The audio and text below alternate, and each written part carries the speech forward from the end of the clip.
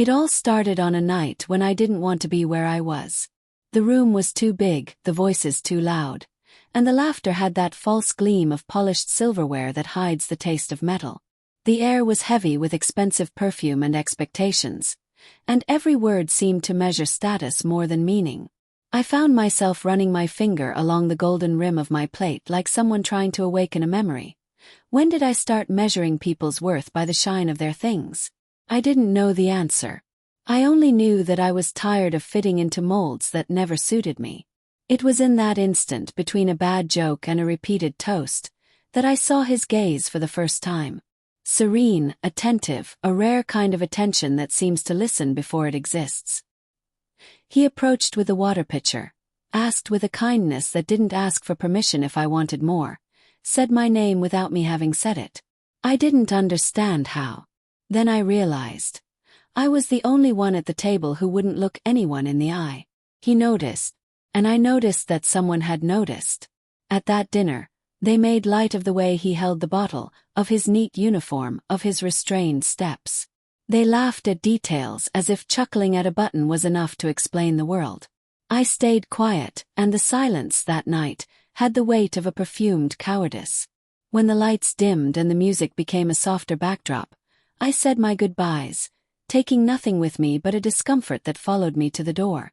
Outside, the cold wind asked me who I was without embossed invitations, without printed surnames, without the ritual of belonging to old wooden rooms. I couldn't answer, but the discomfort remained, pulsating. The next day, without planning, I returned to the restaurant alone, like someone returning to the scene of a premonition. He was there, of course, as if he had always been. Behind the counter, arranging glasses as if ordering thoughts. The uniform was the same, but there was a serenity in his gestures that set him apart from all the others. I sat in the same corner, ordered less than the last time and waited. When he came, smiling with the care of someone who doesn't intrude, he asked if I had slept better. I laughed, surprised, and said it was funny that someone noticed what I myself had forgotten to notice. He didn't return the joke. He returned silence. A silence that felt like space, a place where shapeless answers could fit. I told him that at that table I always felt smaller than the things and bigger than the expectations, and that, between one and the other, I had lost myself. He nodded with his whole body like someone who knows the map of losses. I left there less hungry and more courageous. In the following days, I began to notice small details I had never perceived. The sound of the rain hitting the window. The taste of cold coffee in the middle of the afternoon. The way time stretched when someone truly listened. Days turned into weeks on a calendar I stopped watching. After his shift, we would walk 2 blocks without rushing. We'd buy simple coffee in a paper cup and sit on a discreet bench that saw few people. He asked little, and when he did, it was as if he opened a window inside me. "What does your childhood smell like?" he wanted to know one day. I took a long time to answer. I said it was the smell of old books and cake in the oven, and of loneliness disguised as independence. He smiled slightly, and that smile said more than any consolation.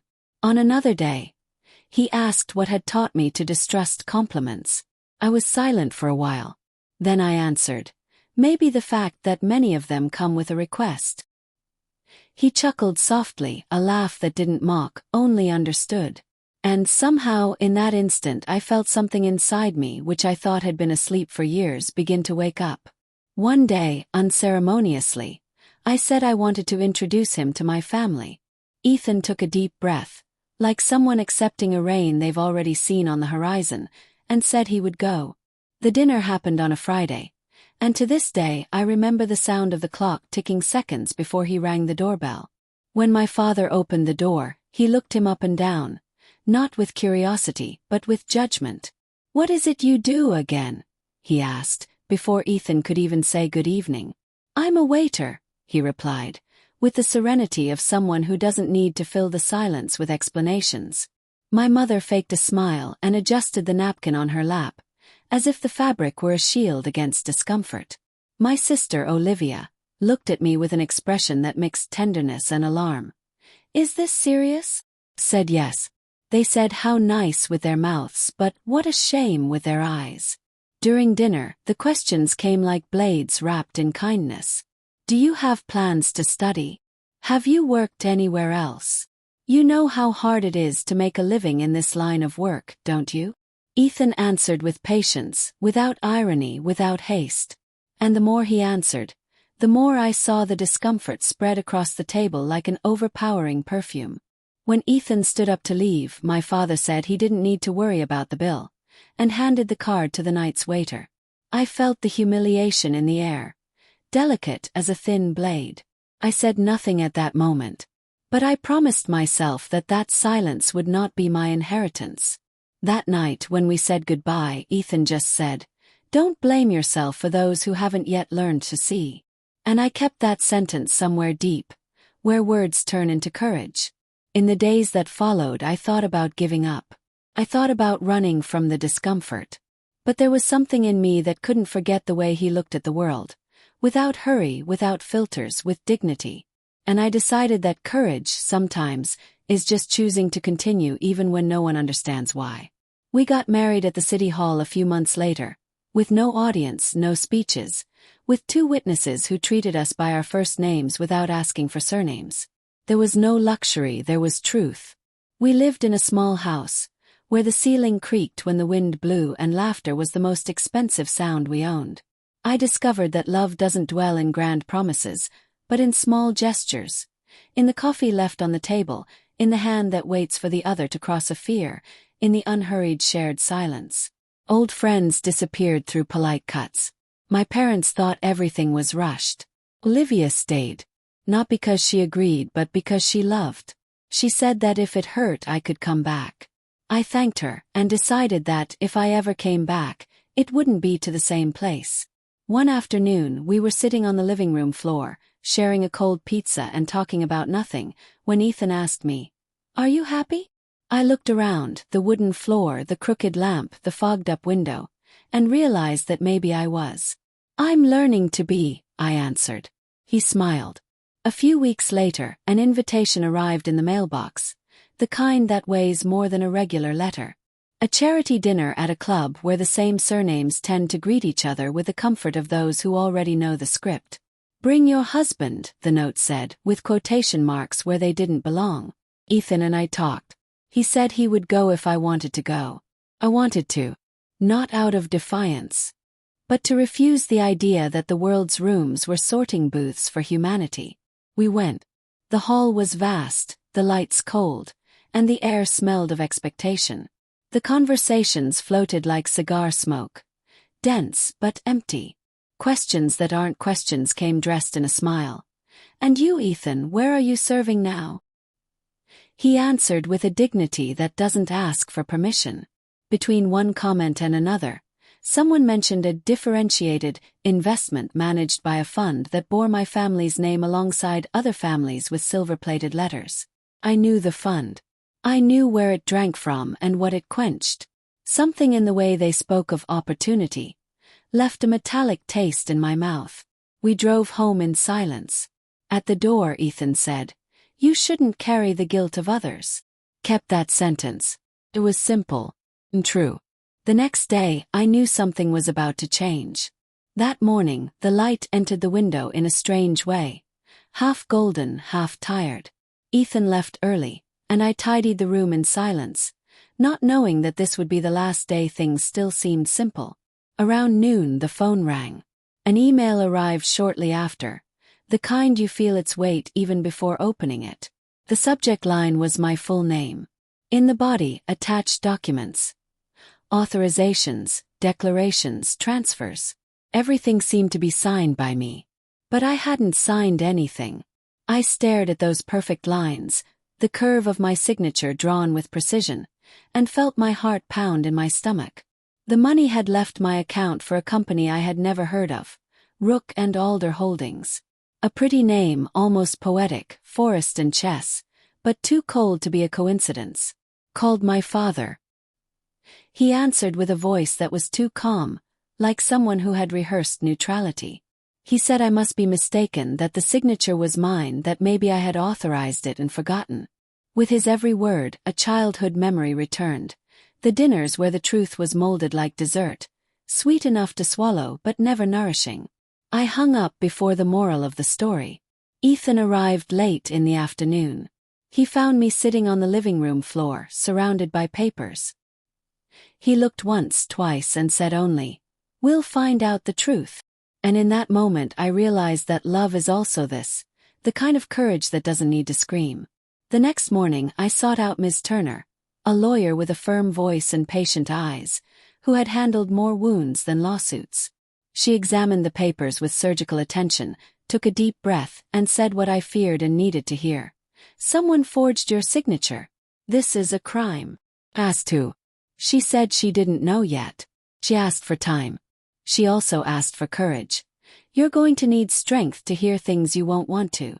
Truth hurts before it heals. He nodded. Courage, I would learn later, rarely arrives in new shoes. I went home and found Olivia at the door. She was holding her phone with both hands, nervous. "You need to know something," she said. I told her what was happening. She was silent for a moment and then she confessed. "They were talking about teaching you a lesson. That you needed to understand the price of your choices." Her words hung in the air, heavy and silent. I wanted to laugh and cry at the same time. Teach me a lesson. What kind of love is this that disguises itself as punishment? I went back to the living room, sat on the floor, and for the first time in years I cried without rushing. Ethan sat beside me, held my hand, and didn't say everything would be okay. He just asked, "What would be right for you now?" And I answered, my voice trembling, not lying to myself. If you've ever lived through something like this, if you've ever found yourself having to choose between love and the world's approval, tell me in the comments what city you're listening to me from right now. I like to imagine the streets, the weather, the sound of your place. And if this story touches you in some way, subscribe. That way I know you're here with me, and we'll continue together until the end. In the following days, Ms. Turner called me with news. There was a trail, a sequence of small transfers that led to a private meeting room at a private club. The same name appeared on all the records, Rook and Alder. "Does that name mean anything to you?" she asked. I closed my eyes and remembered the charity dinner, the muffled conversations, the metallic taste in the wine. I scheduled a meeting. Ethan insisted on coming with me. When we arrived, the receptionist greeted us by name, and I felt a chill run down my spine. The manager led us to a room with a painting of a lighthouse over a gray sea. Below the frame, an engraved metal plaque. "Humility reveals the truth." I read it aloud, almost soundlessly. That's when the door opened. A tall man in a dark suit entered with firm steps. He greeted Ethan first. "Sir, would you like the main room?" The word pierced me like a cold wind. For a moment the world went silent. I looked at Ethan, who kept his gaze calm, and replied, "Not today. Today we'll stay here." When the door closed, the silence was more eloquent than any speech. "What is going on?" I asked. He waited a few seconds, like someone who needs to measure the truth before delivering it. "I should have told you sooner," he said. "But I needed to be sure you loved me for who I am, not for what I have." I was silent. He continued, "Rook and Alder is mine. And so is the club. I inherited all of this years ago. But I preferred to work where no one feigned respect. I needed to remember where I came from and who I was, before deciding who I wanted to be beside someone." I felt the ground disappear and, at the same time, become firm. It was a shock, but a serene shock, the kind that doesn't destroy but just changes the map. "And why now?" "Yes," he answered. "Because someone used my name to hurt you. And I won't let them do that to you." We got home late. I couldn't sleep. I spent hours staring at the ceiling, trying to understand what hurt more, the lie they told me or the truth I still couldn't digest. In the following days, the legal proceedings began. Ms. Turner was relentless. She built the case with the precision of someone stitching a wound with invisible thread. Every document, every email, every bank movement, it all led to the same source: my father. He had signed the authorizations with a perfect copy of my handwriting. When the truth came to light, I didn't cry. I felt a strange calm, as if suddenly everything made sense. The courtroom was cold, too brightly lit. The hard chairs were a reminder that justice is not comfort. The judge listened to the arguments with an attention that can't be bought. Ethan sat 2 rows behind, discreet as always. Olivia held my hand, and I knew I wasn't alone. The verdict came like a clean wind. Forgery, misappropriation, conspiracy. Full restoration of the stolen value. And, more than that, a public letter of retraction. I didn't jump. I didn't celebrate. I just breathed. And I learned that sometimes, breathing is the most dignified way to win. If you've come this far with me, thank you. Long stories demand presence. Tell me in the comments where you're listening from. This is how I imagine this space. A map of voices that find each other. And if you haven't already, subscribe. Your presence is what makes me keep telling. After the trial, I went back to the club. The lighthouse room seemed different. The sea in the painting was no longer gray. It was calm, as if reflecting what was left in me. I touched the plaque with my fingertips. Humility reveals the truth. Ethan placed an envelope in my hands. Inside, documents. The share of Rook and Alder used against me would be transferred to my name, and part of the profits would become a scholarship fund for young people who never had the same doors opened for them. Cried. Not for the money but for the gesture. He wasn't giving me anything. He was giving back to the world, through me, what the world tries to take from those without an invitation. A chance. I recorded a simple video that night. Nothing rehearsed, no makeup other than the truth. I spoke little, but with everything I had in me. I said that character is the only inheritance that isn't divided in an inventory, that life sometimes lends us masks so that the truth arrives with less of a shock, and that when it does arrive, it doesn't take everything, only what was never ours. I sent the video to myself in an email I keep to this day, and I reread it when I forget what I've learned. In the following months, silence took on a new meaning. It was the same silence as before, the one that lives in pauses between the lines, but now it didn't hurt. It was a living silence, full of peace and possibility. Life went on, with mornings that once again smelled of coffee and afternoons that reminded me that time, sometimes, is a remedy. Olivia and I grew close again. We didn't talk much about what happened, but about what remained. We discovered that our relationship only blossomed when we stopped trying to prove who was right. Once, walking at dusk, she told me, "I think what hurt me the most wasn't what they did to you. It was what I didn't have the courage to stop." I looked at her and replied, "We can't stop what we don't see. But now we see." She smiled, and in that smile was the forgiveness that doesn't need to be said. My parents, on the other hand, disappeared for a while. And maybe that was for the best. Sometimes love needs distance to understand where it got lost.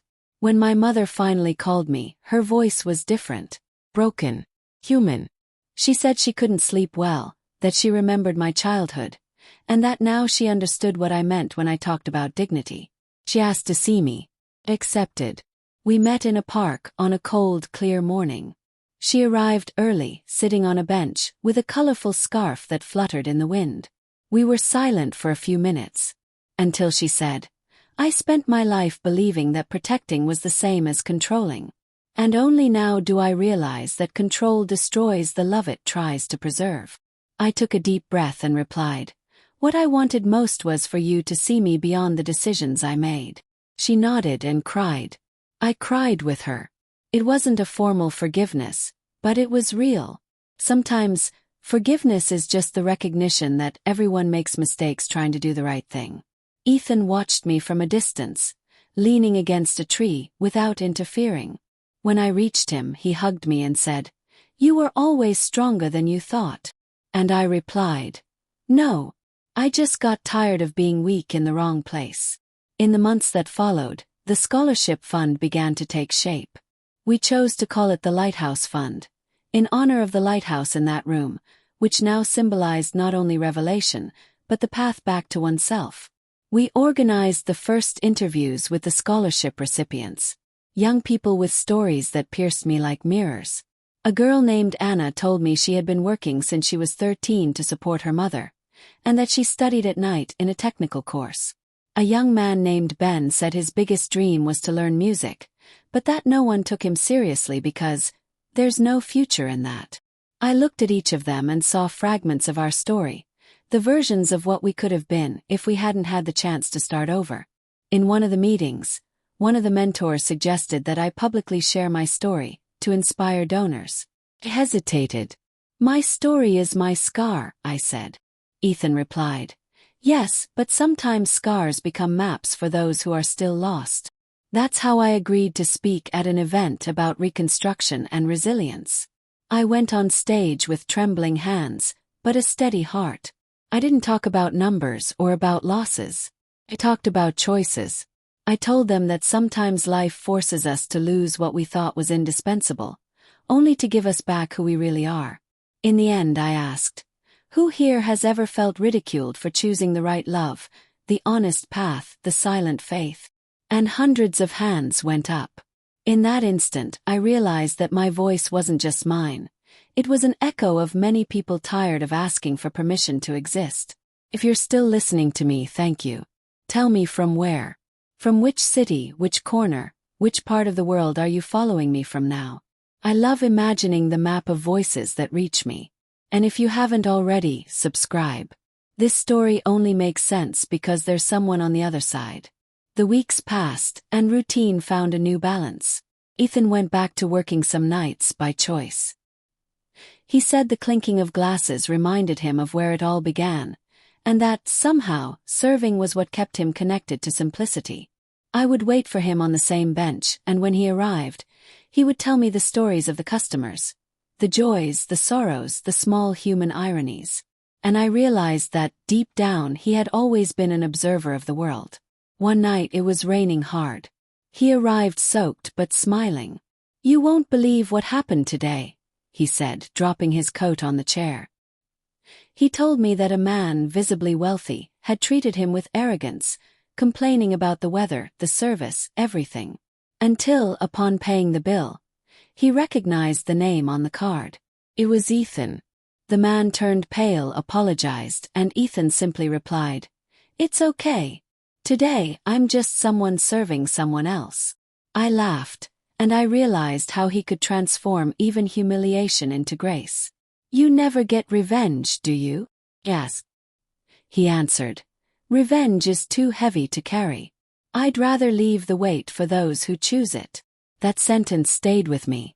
In the following days, I started writing it on small pieces of paper and left them scattered around the house, as reminders of lightness. The scholarship fund grew. Young people began to graduate. We received letters with stories of quiet victories. A girl who opened a bakery, a young man who managed to be the first in his family to graduate, a mother who went back to school after 20 years.